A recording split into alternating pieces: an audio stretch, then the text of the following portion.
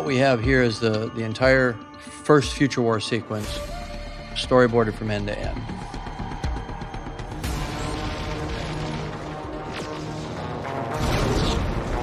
So what I was thinking is we take the movie and look for the commonality. So here in the storyboard, I imagine it that Reese kind of lays his head down on the side of the car door and goes to sleep, and then this is a dream, as opposed to what we wound up doing in the film, which is that he's sitting waiting in the car, and he looks over and sees the construction vehicle. We do this kind of instant transition to the future, but we don't know we're in the future yet. But we are. We're now in the vehicle that has treads in the future. It's called a hunter killer. And we tilt down, there are a bunch of skulls on the ground. So clearly we've done some kind of dreamlike transition, but we haven't seen the moment where he fell asleep. And we don't even know that that's happening yet. And now we're in the future. So if you look at the storyboard for that, it looks like this. There's the vehicle with the treads. Here are the skulls down below. Here's a fairly abstract shot looking up at the hunter killer. And then if you progress the film, here's that shot. Now I'm not seeing the spotlight or the searchlight. And then we see Reese in the ruins. He's established coming up here. It wound up being a little bit different, but you know, here we establish Reese in his future world. You don't have to follow the storyboards exactly. So here's the hunter killer crushing the skulls, and here's the hunter killer crushing the skulls. So there are certain images that survived through the process and certain ones that were either winnowed out and we wound up not doing. For example, the way I imagined it is that it's all very abstract at first, and we see Reese introduced by his legs running as he's getting shot at by this machine, and we think he's gotten killed, but he's hiding behind a column. I wound up not shooting that. I don't remember exactly why at this point, maybe because we didn't have time, maybe I felt it just wasn't necessary. But where we get into a similarity to the sequence again is him taking cover. So here we introduce this young female resistance fighter, and then that moment is here. Now you can see that the camera wound up reversed, probably just simply because of the way the set laid out, you know, and where the key light was, and me not having the time, and it really didn't matter. And so Reese signals to her. This is him signaling to her here, and then they run together. He signals, and they run. Well, first they crawl, then they run. So I think the idea of him crawling through the wreckage is actually indicated in the next storyboard, while we see the hunter killer in the background.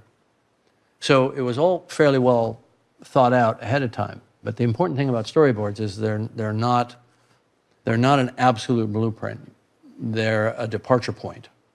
And what you shoot in the moment is what becomes the final film. So you can see that the idea of seeing the hunter killer up through the wreckage as it towers over them, I believe that concept was retained. There it is. So maybe in the cutting, we decided it was better to put that shot a little bit later, but you can see there's a fairly close correlation between the concept, which is that there's some post-nuclear Holocaust wreckage in the foreground and this big chrome machine with these lights, and it's kind of Reese's POV as the little rat running through the maze and seeing it up above, and that's more or less what you have right here. So this was very useful to the miniature unit when they were trying to build all this. So they knew they had to build a model big enough that they could put a foreground piece and that it would hold focus. So they wound up building quite tall models. I think it was almost 4 feet tall of the hunter killer. So they get a lot of information from these. And then we see Reese take shelter behind something.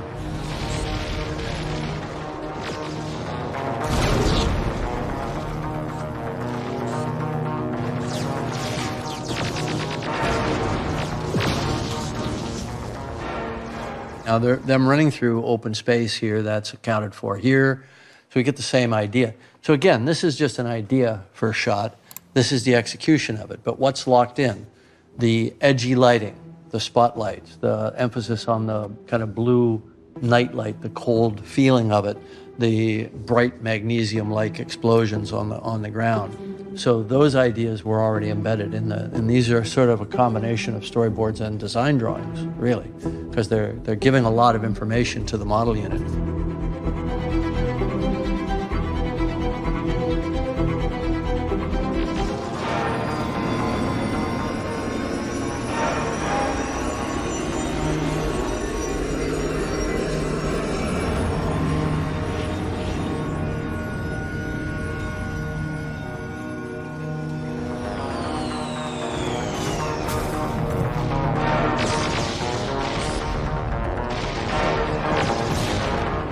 There's a big shot where they cover a lot of ground and they run across a large area. So here you can see little tiny figures running, big machine in the background and ruins. And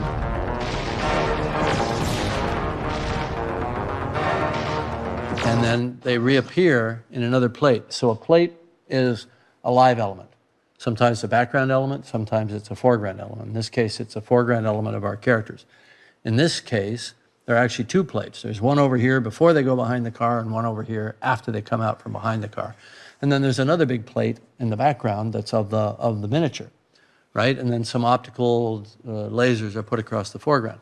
And you can see that concept exists in the storyboard. It's in the description of the storyboard here, that's one plate. The car is the break point, and that's another plate. So the other thing that I think it's important to remember about the Terminator is that it was done at a time when we didn't have CG at all. So we were using tools like miniatures, front screen projection, rear screen projection. So this was a cheap, low budget, but high epic, attempting to be epic on a low budget and doing it with rear projection. So literally this was a rear projection, this was a rear projection, and that was a rear projection, all in a big miniature set. And that's how that was done.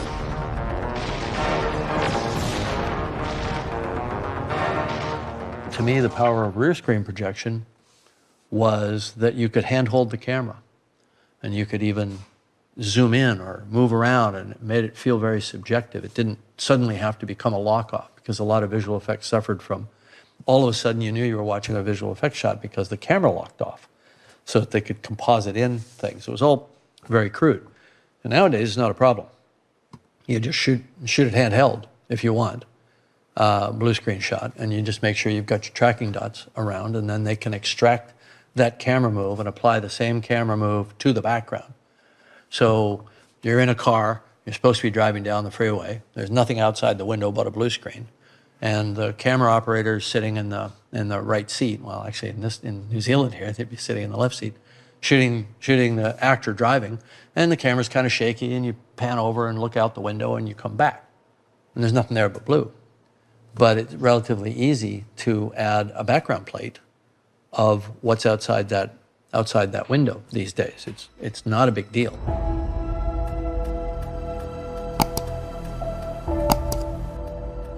I wound up with 6 months to sketch out all of the key scenes and to really refine all the designs and be ready. And when I got to shoot that film, every second counted. We had 42 days, and a lot of them were nights. And even on a guerrilla filmmaking schedule and working 14-hour days, it was a lot of material to shoot in that amount of time. But I was ready. I knew what to shoot. I knew every shot that I needed. And I was just a machine, just going from shot to shot to shot. It's critically important to know your film before you shoot your film. And everything starts with the art. Spend a good part of your time just looking at how things really are with an artist's eye, like you're going to try to paint it. Like Vermeer. There was thousands of years of painters before Vermeer, and Vermeer suddenly figured, he looked at light, the way it came in a window, and the way it lit a scene, or lit a figure of a woman standing at a counter. And all of a sudden, he saw what that light did, how bright the source was, the fact that you didn't see the source, you just saw the effect of the source, how it bounced around, how it lit her, how it lit the wall, how the bounce from the wall lit her. And all of a sudden, he was able to do something nobody had ever done before, which is paint light the way it really worked. And he just did it with the wetware. He didn't have any software. He didn't have any computers. He didn't even have a camera. Didn't exist yet. But he saw how light worked. So I happen to be an artist. Great. Some other directors are artists. Ridley Scott's a good sketch artist. Guillermo del Toro is a very accomplished artist. Great. If you're not an artist, study art. Learn to draw in a very rudimentary way. And I don't care if it's balloon heads with smiley faces on them. Learn to draw so that you force yourself with a pencil and paper to think compositionally. Do I want the character in the middle of the frame, or do I want them on the left side of the frame, leaving the rest of the frame open in a cinemascope aspect ratio like Sergio Leone used to do? What style am I going to do? What's my compositional style? So that you can have that conversation, first with yourself, then with your director of photography, and then subsequent to that, in the moment, on the set. I like this, I don't like that, pan more right. Study art so you understand perspective, so you understand light, so you understand these ideas of what's going on in that frame. Because figurative art, painting, has all been about the frame, what's in and what's not. And filmmaking is all about what's in the frame and what isn't in the frame, and what you need in the frame, and what you can safely exclude from the frame and get by inference. You don't have to see the sun to know it's there, it's coming in the window. That's an extreme example. You don't have to see the other characters to know they're still in the room when you cut to a close-up. But what's in the frame and why is it in the frame? And that's a question that I ask myself 100 times a day when I'm composing a shot. To this day, there's nothing automatic about any of it. All of those decisions are fresh decisions, and they have to be made every single day. So study art, study photography, still photography, black and white photography, understand light, understand how it works. Those are great basics before you ever pick up a motion camera. Study perspective, study aerial perspective, what makes things look far away. So the most important thing as a filmmaker in general is your power of observation, what you learn about people by observing them and participating with them. But there's a part of your mind that's always observing, even interactions where you're directly involved, even in a heated argument or in a torrid love affair or whatever it is. There's a part of your mind that's a video camera that's recording and making notes, because ultimately you're going to have to create something in a highly artificial environment surrounded by lights and people like we are right now looking through cameras, and you're going to have to create a bit of reality that is credible to an audience. And it's especially true in visual effects. You have to understand how light works. You have to understand what things really look like. Now, that's if you're trying to make a realistic visual effect. And some people aren't interested in reality. They might be going for some kind of heightened or stylized look, or maybe it's a Pixar animated film and the characters don't really exist and everything is kind of heightened or stylized. That's great, but know the rules before you break the rules. And these days with visual effects, with the quality that's available right now, there's nothing that can't look 100% real. It's not about the tools. It's not about how expensive the tools are. It's about how good the power of observation is of the people manipulating the tools. And obviously that buck finally stops on the desk of the director, because the director's got to approve the shot or not. And it's going to cost you a ton of money if you literally say, doesn't look real, try it again. And any filmmaker should feel comfortable being able to do that. And then you have control. It's safer. You can control the lighting. It can always be exactly the right time of day with the sun in exactly the right position. But you have to be observant of the natural world. The key to visual effects, I believe, the one great fundamental is observe reality carefully.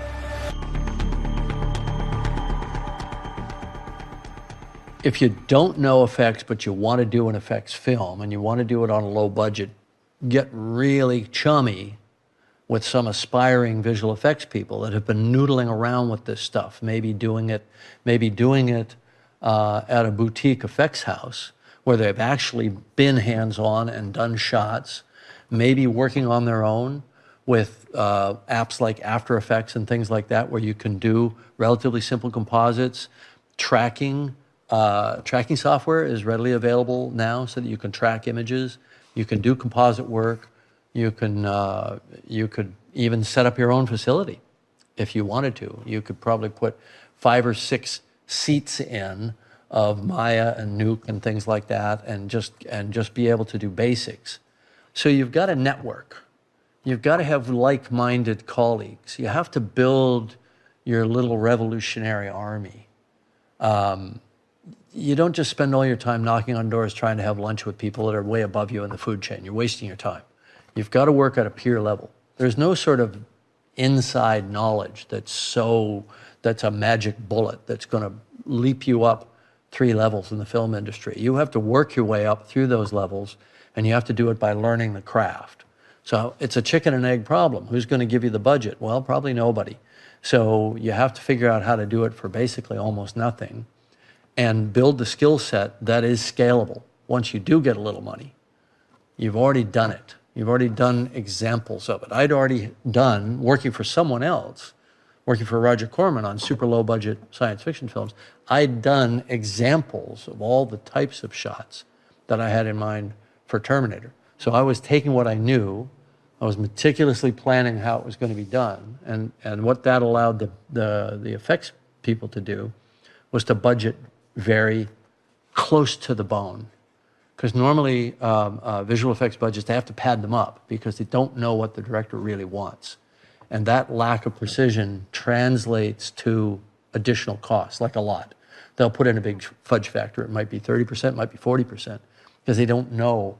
But here, they could literally budget almost to the dollar how much it was going to cost them to do these shots, because I had been so precise in my previs. And that's what allowed us to do the film for basically $4 million below the line.